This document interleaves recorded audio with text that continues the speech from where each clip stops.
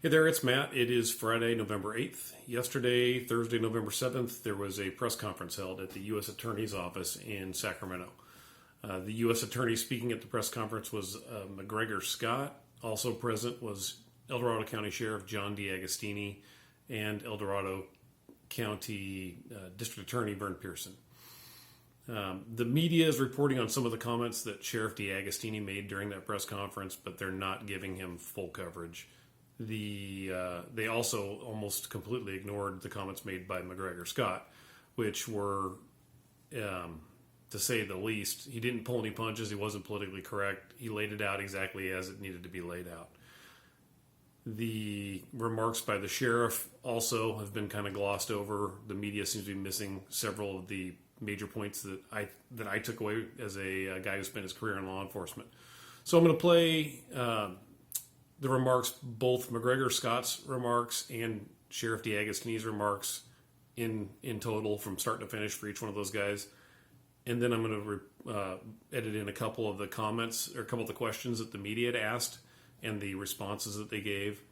When word went out in the early morning hours of October 23rd, the sheriff had been shot and killed in the line of duty in a marijuana grow in El Dorado County, federal law enforcement agencies in the Sacramento region, including this office, mobilized to provide any and all support we could to the sheriff and the district attorney.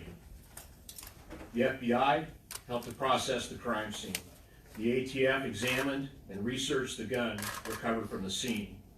Homeland Security investigations determined that the shooter and his fellow marijuana grow guard are Mexican citizens who are not in this country legally. The marshal located and arrested a fourth suspect 2 days after the murder, and the DEA worked with prosecutors in this office to build a case for federal prosecution. I wish to emphasize that all of this was done in complete teamwork and collaboration with the sheriff's office and the district attorney's office. In addition to that, El Dorado County District Attorney Vern Pearson and I have been literally in daily contact many times, multiple times a day about this matter. I could not be more proud of the assistance that federal law enforcement has been able to provide to our local partners in this tragedy. It is a direct result of this collaboration that I make the following announcement. Earlier today, a federal grand jury here in Sacramento returned a 4-count indictment against Christopher Gary Ross, Juan Carlos Vasquez, Ramiro Bravo Morales, and Jorge Lamas. The indictment charges all 4 of them with the following crimes. 1, conspiracy to grow marijuana. 2, growing marijuana. And 3, discharge of a firearm during a drug offense. In addition, Mr. Vasquez and Mr. Morales are charged with being illegal aliens in possession of a firearm. The roles of each of the defendants were as follows. Mr. Ross occupied a piece of property in rural El Dorado County and, when approached, agreed to allow marijuana to be grown on the property in return for cash. Mr. Vasquez and Mr. Morales lived in the grow and were tasked with tending to the plants and guarding the grow site. And Mr. Lamas was who ran this grow and at least one other grow in El Dorado County and took orders from a man in Mexico.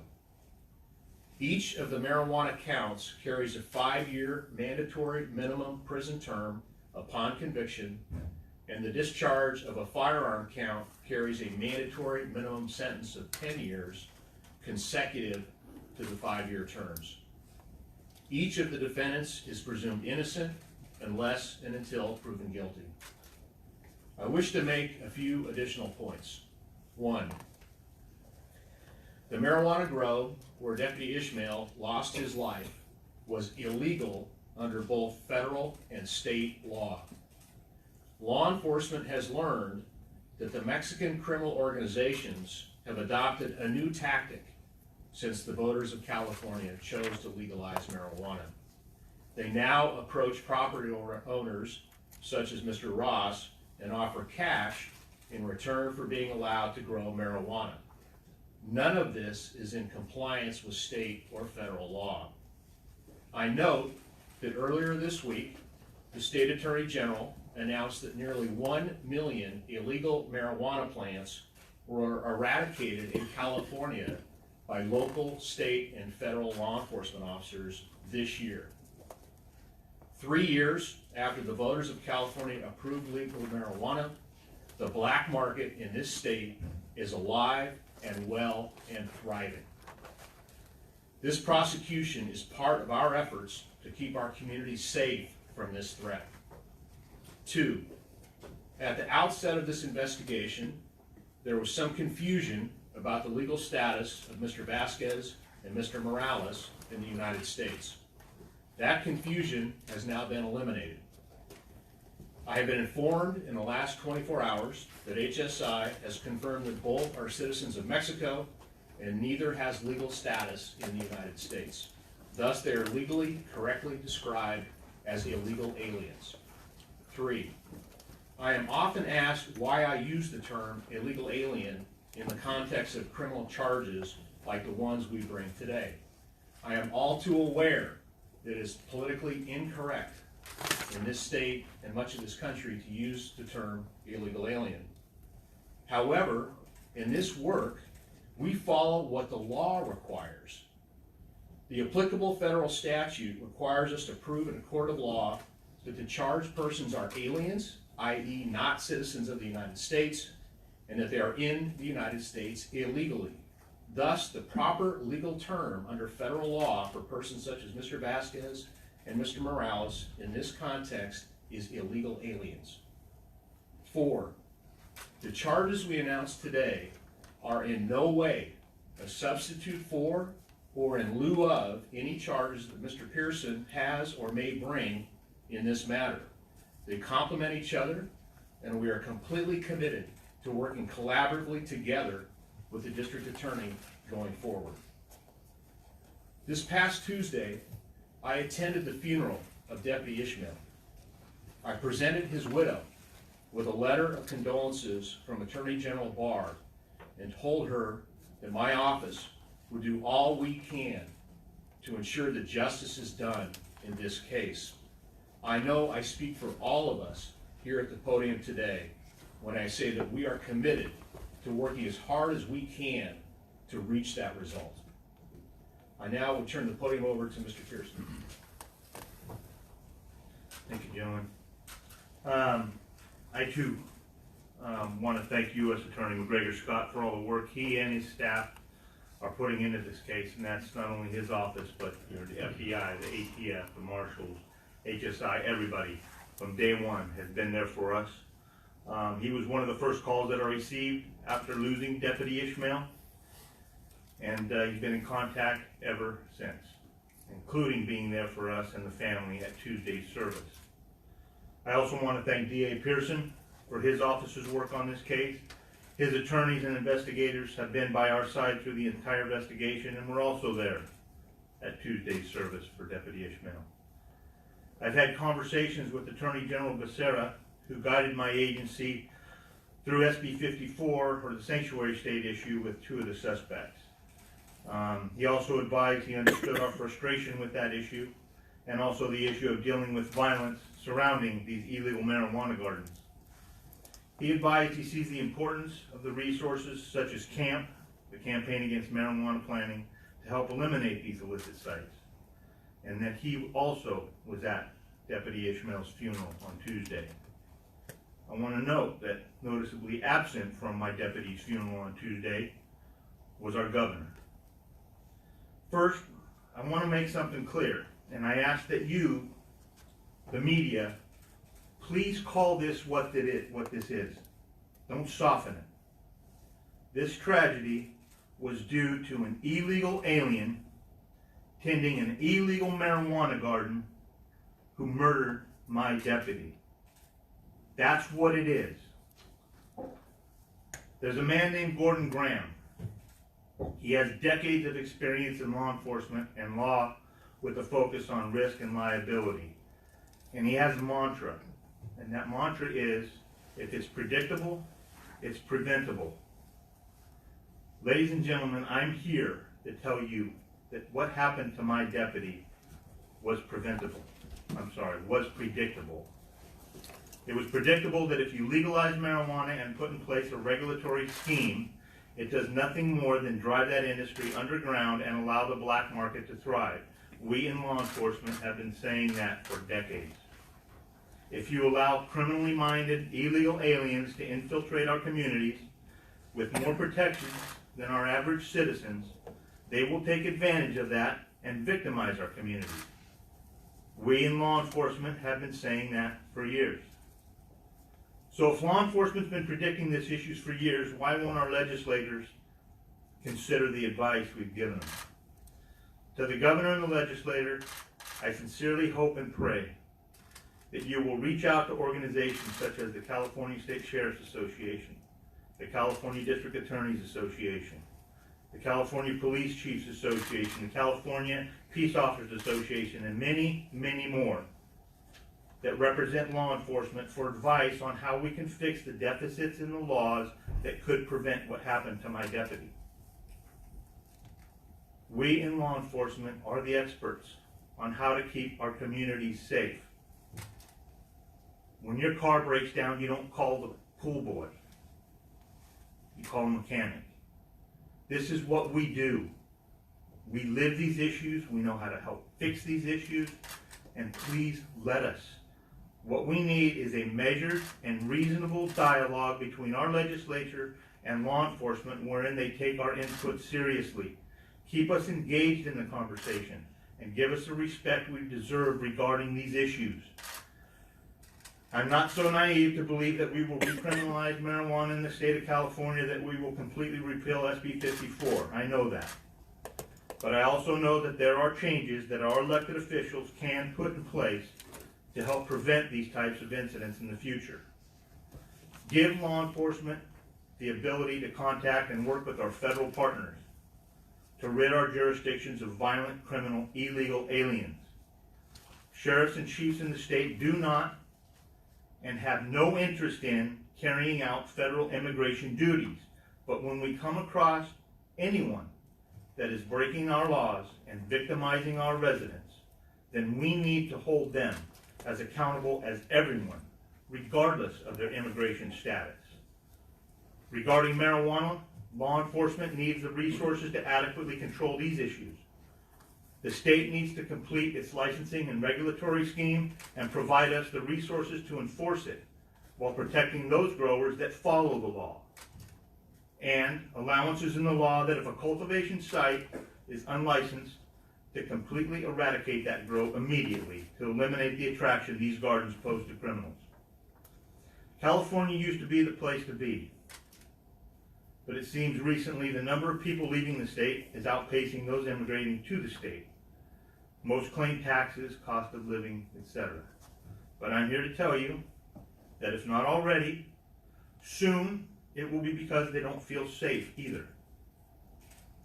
With incidents such as the murder of my deputy in an illegal marijuana garden, we will soon be hearing that they are leaving because it's not a safe place to live, work, or recreate. These are just a couple ideas to start the conversation. I sincerely hope that our legislators and our governor picked up this charge and fixed these issues. To do so will make our state a safer place for all of us. Thank you. Let me see if there's, ma'am. You mentioned that the black market is thriving as a consequence of legalization here in the state. Is there a way to quantify that over a span of time, just to kind of gauge what does thriving mean? Thriving means that by its own study, the state of California says that 80% of the marijuana grown in California leaves the state, which by definition means it's black market. Thriving means that we eradicated 1 million illegal marijuana plants in the state of California in one grow season just on the public lands. Thriving means that you've seen all these articles in the Sacramento Bee in recent weeks about potential corruption around the issuance of cannabis licenses by the city of Sacramento.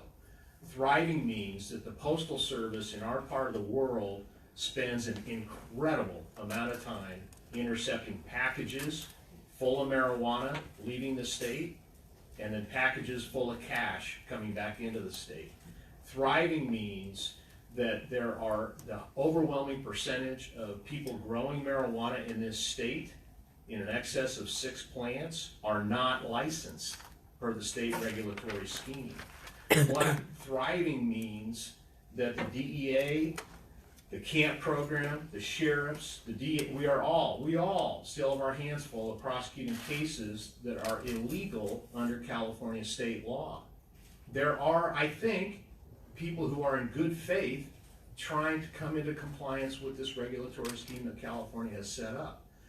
I said this before this product was legalized. I'll say it again. It is an incredible level of naivete to say, oh, if we legalize it, the black market will go away. That is ridiculous. And all that's happened in the subsequent 3 years since legalization is to prove the truth of what I just said. Does that answer your question? Yes. Okay. Thank you. Any other questions, ma'am?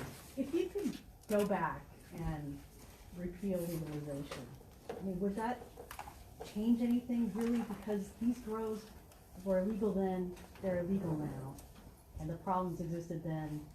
So my answer to that question would be this.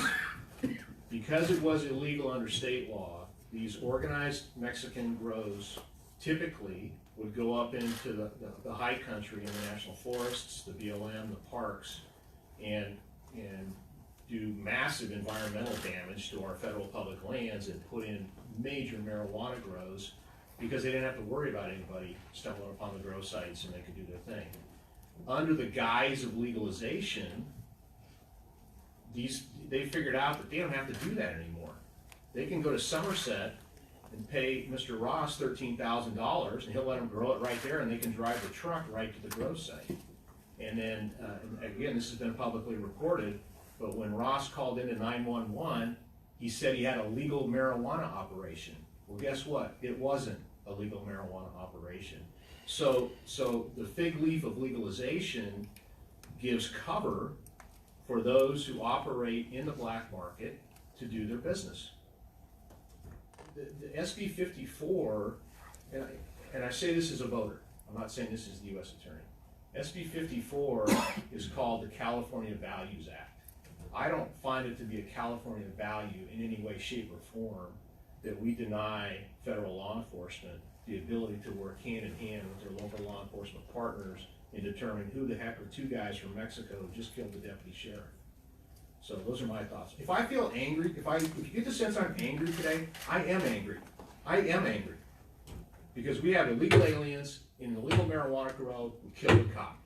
That is bad. Man. Sheriff DeAugustini, you mentioned that the governor wasn't present at Deputy Ishmael's memorial service. Do you feel that was a sign of disrespect to the department and to Deputy Ishmael and his family? Absolutely. So, I'm looking at one of my advisors right now. Very much so. And as at the same time I'm asking for his help and his support to listen to us. Just a couple days, I think, before this incident, or maybe right after or after this incident, he tweeted the President of the United States because he believed the President didn't have any knowledge of what we were dealing with, didn't believe in climate change, so therefore the President was dismissed from the conversation. So a huge, huge part of me wants to look our governor in the eye and tell him, you don't understand anything we're dealing with, so you are dismissed from this conversation. Yeah, it did. It was, he had an important meeting with PG&E, and I understand that is something that is affecting all of us in the North State tremendously. My county as well. We were off for days on end. But one morning, out of his busy schedule, to respect my deputy and his family, I don't think it's too much to ask. So I just want to reiterate, as a guy who spent his career in law enforcement, I found myself almost cheering for because of the remarks that these guys are saying to the media. The fact that they're laying it out exactly as it is with no political correctness sugarcoating on it. It sucks. It absolutely sucks that it took a good man getting killed doing his job in order for the media to give any airtime to these two guys, to what they had to say. And even then, they're just glossing over what they had to say. So I think one of the points made by Sheriff D'Agostini is a huge point, and that is that law enforcement is a subject matter expert when it comes to public safety. Law enforcement is also one of the last people that politicians ever remotely think to talk to when it comes to public safety legislation. They come up with their own ideas of what's going to solve crime, or at least what they try to sell you is going to be a solution to crime. And then the voters, for whatever reason, buy off on what politicians are telling them instead of actually listening to the people who are day in and day out dealing with public safety. So I thought, from my personal standpoint as a retired cop, that was a huge point that the media has completely missed. So anyway, that's it.